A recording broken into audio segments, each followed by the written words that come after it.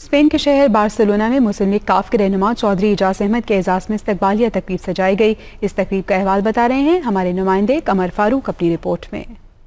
مسلم league کاف کے رہنما چودھری اعجاز احمد اور دیگر مہمانوں کا مقامی ہوٹل پہنچنے پر بھرپور استقبال کیا گیا۔ تقریب میں چودھری اعجاز احمد رنیا کے حلقے کی بڑی تعداد میں عوام ان سے اظہار یکجہتی کے لیے وہاں موجود تھی۔ اس موقع پر شرکاء سے گفتگو کرتے ہوئے کاف لیگی رہنما چودھری اعجاز احمد رنیا نے کہا کہ پاکستان پر جب بھی مشکل آئی اوورسیز پاکستانیوں نے اپنا کردار ادا کیا۔ مسلم لیگ کاف نے ہمیشہ تارکین وطن پاکستانیوں کو سہولیات فراہم کرنے کی کوشش کی ہے۔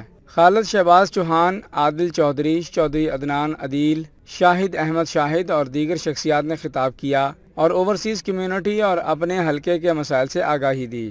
دنیا نیوز سے گفتگو کرتے ہوئے تقریب کے شرکاء نے چودھری اعجاز احمد رنیا کو خوش آمدید کہا۔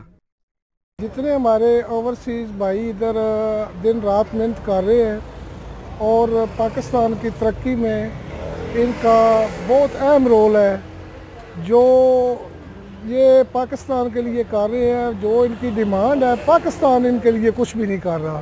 ان کا حق بنتا ہے غصے بھی ہونا، گلہ بھی کرنا، شکوہ بھی کرنا، لیکن انشاءاللہ میں اپنے بھائیوں سے وعدہ کرتا ہوں، آج تو جو ہماری گورنمنٹ ہے وہ مکس گورنمنٹ ہے پی ٹی آئی اور مسلم لیگ کاف کی۔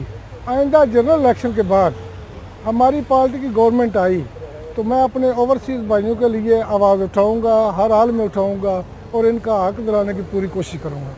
تقریب کے شرکاء کا کہنا تھا کہ مسلم لیگ کاف بارسلونا میں کونسل خانے کا قیام، پی آئی اے کی براہ راست پرواز، میتوں کی فری پاکستان منتقلی جیسے اقدامات کو حل کرنے کی کوشش کرے۔